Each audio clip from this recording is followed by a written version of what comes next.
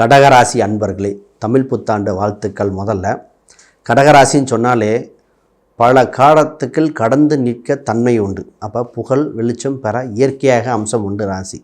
இந்த ராசியில் பிறந்தாலே மிகுந்த யோகங்கள் உண்டு. ஆனால் இதை போன வருஷம் சொல்லியிருந்தால் ஒத்துருக்க மாட்டீங்க. ஏன்னா அஷ்டமச்சனியோட தாக்கம் இருந்தது இல்லையா? இந்த தமிழ் புத்தாண்டில் நடக்க போகிற அற்புதம் என்ன? அஷ்டமச்சனி விலகுது. தடை செய்த நல்ல தகவலை தடை கொடுத்துட்டு இருந்த கேது பகவான் விலகிறார். 8இல் ராகு ஒரு புதையல் யோகம் மாதிரி அபிரிதமான விருத்தியை கொடுக்குறார். அப்போ 7ஆம் வீடு நல்ல ஸ்தானத்தை வந்து 10க்குரிய ஸ்தானமும் செவ்வாயும் நல்லவர்கள் பயணிச்சிட்ருக்கார். ஆக இந்த வருஷத்தில் கொடுக்கிற சிறப்பு பலனை தெளிவாக பார்த்துருவோம். திருமணம், குழந்தை பிறப்பு, பொருளாதார ரீதியான மனசுக்கு உண்டான சஞ்சலங்கள் எப்படி விலகுது, தொழில் ரீதியாக விருத்திகள் என்ன, ஆடை ஆபரணம் சேர்க்கை எப்படி, அதை பற்றி பார்ப்போம். முதல்ல அனைவருக்கும் வணக்கம். நான் உங்கள் ஸ்ரீ சுபம் விஜயகுமார். புதுசாக பார்க்குறவங்க சேனலை சப்ஸ்கிரைப் பண்ணிக்கோங்க. உங்கள் கேள்விகள் சந்தேகங்கள் தான் பார்த்துட்டு கீழே கமெண்ட் பண்ணுங்கள், விளக்கங்கள் கொடுக்கப்படும். நிறைய புது தகவல்கள் இந்த சேனலில் நிச்சயமாக வந்து கொண்டிருப்பது மாற்று கருத்து இல்லை. ரைட். பொதுவாக கடகராசி அப்படின்னாலே பார்த்திங்கன்னா அன்பு பாசம் அதிகமிக்க ராசி. இந்த ராசி பார்த்திங்கன்னா பாசங்கள் அதிகம், அறிவும் அதிகம். அறிவாளி ராசி. அதாவது இந்த அறிவையும் மனசையும் குழப்பிக்கும். அறிவா அன்பான் கடைசியில் அன்பு தான் வந்து ஜெயிக்கும். அந்த மாதிரி இந்த ஜாதகத்துக்கு இந்த ராசியில் ஆயில்யம்னு ஒரு நட்சத்திரம் உண்டு, சந்திரனோட ஆதிக்கம் உண்டு. ரெண்டுமே இதாக இருக்கும். பொதுவாக அந்த கடகராசிக்கு ஃபஸ்ட்டு இப்போ நடக்க போகுது அஷ்டமச்சனி விலகுவதே கோடி புண்ணியம் போல் விலகிறது. உங்கள் ராசிக்கு முதல்ல தன தானிய விருத்தி உண்டு. இடமாற்றம் ஏற்படுகிறது. ஒரு இடம், வீடோ இடமோ ஒரு இடம் மாறி நிற்க போகிறீங்க. கொஞ்சம் சூழ்நிலை மாற்றலாம், ஜாபை மாற்றலாம், இல்லை அட்லீஸ்ட் வீடாவது மாற்றி நிற்கலாம், இல்லை வீட்டில் ஒரு பெயிண்ட்டாவது போட்டுக்கலாம், நான் வேறு ரூமில் தூங்குகிறேன் அப்படின்னு மைண்ட் வந்து நிற்கும். ஆக ஒரு இடம் ரீதியாக மாறக்கூடிய அம்சம் வந்திருக்கு. அது உங்களுக்கு சாதகத்தை கொடுக்கும். இப்போ மைண்டு ஃபுல்லு என்ன இருக்கும்னா, வேலையில் ஒரு இம்ப்ரூவ்மெண்ட் வந்துடணும், வேலை செய்கிறதுல ஒரு அங்கீகாரம் கிடச்சிடணும். நிறைய பேர்த்துக்கு பார்த்திங்கன்னா ஜாப் ரீதியாக நிறைய பேர் ஜாப் மிஸ் ஆகிட்டு வேலை இல்லாமல் கஷ்டப்பட்டவங்க நிறைய பேருங்க. ஒரு சிலர் இப்போ வேலையை விட்டுட்டு வேறு ஒன்று படிக்க ட்ரை பண்ணிகிட்டு இருக்கீங்க. பொதுவாக வேலையை விட்டுட்டு போகிறதுங்கிறது ஜாதகம் இதெல்லாம் பார்த்துட்டு பண்ணணும். கால சூழ்நிலை எப்படி தான் வரும். ஒரு வேலையை விட்டுட்டு ரிஸ்க் எடுத்து நான் பண்ணுறேன் அப்படின்னு வரும். இது குறிப்பாக ஒரு சிலர் என்னன்னா, வெளிநாட்டுக்கு முயற்சி பண்ணுறேன், அது கொஞ்சம் படிக்க வேண்டியது இருக்குது, அதனால் இந்த வேலையை பண்ணுறேன். வேலைக்கு போயிட்டு இருந்தவங்க இப்போ என்ன நடக்கும்னா, போயிட்டு இருக்காங்க சார் ஃபாரினில் ஒரு எஜுகேஷன் கிடச்சிது, அப்போ ஒரு விஷயத்தை இம்ப்ரூவ் பண்ணுறதுக்கு வேலையை விடணும் அப்படிங்கிற முடிவுங்கிறது கவனித்து எடுக்க வேண்டியது. பட் வேலையில் இருந்தீங்கன்னா என்ன நடக்கும் அப்படின்னா, வேலையில் இம்ப்ரூவ்மெண்ட் நடக்கும். பொருளாதார ரீதியாக நல்ல டெவலப்மெண்ட்டு, ப்ரொமோஷன் கிடைக்கிற காலகட்டம், சம்பள படிநிலை அதிகமாக உயர்கிற காலகட்டம். இந்த நேரத்தில் புது ஆப்பர்ச்சுனிட்டிகள், கம்பெனியே உங்களுக்கு படிக்க வைக்கக்கூடிய சூழ்நிலை உண்டு. இந்த அளவுக்கு இருக்குது. அப்போ உன்னை விட்டுட்டு போகணுன்றதுக்கு முன்னாடி ஒரு ஒப்பீனியன் வாங்கிட்டு பண்ணுறது ரொம்ப ரொம்ப சிறப்பாக இருக்கும். ரைட். இப்போ திருமணம் பற்றி கேள்விகள் வந்து பார்ப்போம். 7க்குரியர் 9ஆம் ஸ்தானத்தில் நல்ல ஸ்தானத்தில் இருக்கிறனால திருமணம் கைகூடும். நிறைய பேர்த்துக்கு கடகராசிக்காரங்களுக்கு உன்னிடம் திருமணம் வரைக்கும் போயிட்டு பையனுக்கு பிடிச்சா பொண்ணுக்கு பிடிக்கல, பொண்ணுக்கு பிடிச்சா பையனுக்கு பிடிக்கல, பையன் பொண்ணு அவங்க அம்மா அப்பா கூட பிடிச்சிருச்சு, சொந்த பந்தம் வந்து குழப்பி விட்டு போயிட்டாங்க. ஆக மொத்தம் திருமணம் இனிதே நடக்கக்கூடிய காலகட்டம் வந்தாச்சு. குரு 12இல் வருதுங்க. 6 9 12. இப்போ தொலைதூர பயணத்துக்கு சாதகமாக இருக்கிறது. தந்தை மகன் உறவில் கொஞ்சம் கவனம். தந்தை வழி சொந்தக்காரங்களுக்கு ஏதாவது சொன்னால் கூட கொஞ்சம் கண்டு தெரிஞ்சு தெரியாமல் விட்டுருங்க.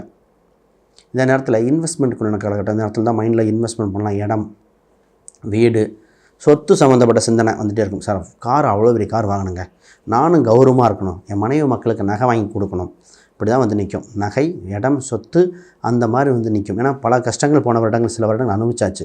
இந்த தமிழ் புத்தாண்டிலிருந்து என்ன வருதுன்னா, சொத்து சுகங்கள் உண்டு. அது கிளவராக பார்த்து பயன்படுத்திங்க. வாஸ்து திசைகள் பார்த்து வாங்கணும். அந்த வீடு தலைவாசல் என்ன, எந்த திசையை பார்த்து இருக்கணும், வாஸ்து எப்படிங்கிறது ஒவ்வொரு ஜாதக ரீதியாக மாறும். அப்போ ஜாதக ரீதியாக பார்த்து பொது பலனாக சந்திரனுக்கு கடகத்துக்கு சொல்கிறதுங்கிறது பொது பலன்.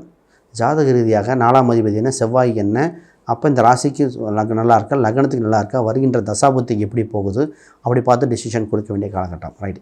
இப்போ குழந்தைகள் சம்மந்தப்பட்ட வருத்தங்கள் தான் ரொம்ப நாளாக பட்டுட்ருக்கீங்க. இந்த கடகராசிக்கு குழந்தை மேலே வருத்தம் அப்படின்னு ஒரு வார்த்தை சொன்னால் இந்த இது நல்லா ரொம்ப பொருந்தும். குழந்தைக்கு உடல்நிலை பற்றி வருத்தப்பட்டு ஒரு சிலர், குழந்தையோட எஜுகேஷன் சம்மந்தப்பட்டு சார் நல்லா எஜுகேஷன் நல்லா கொடுக்கணும்னு நினைக்கிறோம், முடியல. குழந்தைக்கு ஸ்போர்ட்ஸில் அவ்வளோ இன்ட்ரெஸ்ட் இருக்குது, அவ்வளோ ஆசைப்பட்றான், ஆனால் கொடுக்க பொருளாதாரம் இல்லை. இப்படி நடந்துட்டேன். இப்போ குழந்தைகள் சந்தோஷமாக அவங்களே வழிநடத்த, அவங்களுக்கு வாழ்க்கையில் ஒரு வெளிச்சம் காட்ட வாய்ப்பு அபரிவிதமாக வந்து உங்களை சந்தோஷப்படுத்துது. கணவன் மனைவி அந்யோன்யம் இன்னும் அதிகரிக்கலாம். அதனால குழந்தைங்க சந்தோஷமாக இருப்பாங்க. நீங்கள் ஒரு பக்கம், மனைவி ஒரு பக்கம், குடும்பம் ஆளுக்கு ஒரு பக்கம் இருந்தால் குழந்தைங்க தான் பாதிச்சது.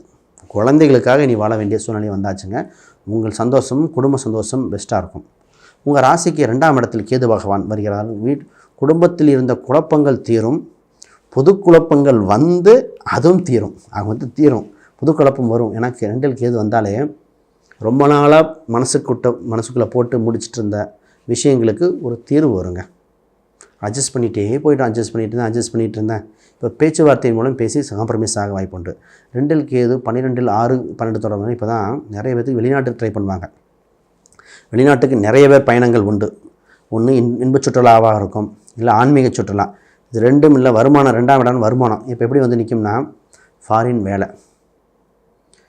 வேலைக்கு போயிடுறது, இல்லை ஃபாரின் கம்பெனியில் எனக்கு டாலரில் சம்பளம் கொடுக்குறாங்க, இல்லை இம்போர்ட் எக்ஸ்போர்ட் ரீதியாக வந்து அதை வாங்கி நான் சப்ளை பண்ணுறேன் அப்படிங்கிற மாதிரி வந்து சூழ்நிலை வந்திருக்கிறது.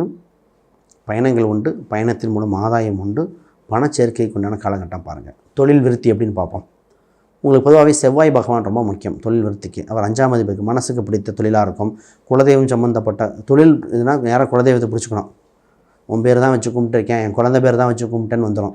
குலதெய்வ கோயிலுக்கு சென்று வர தொழிலில் விருத்தி அடைய வாய்ப்புண்டு.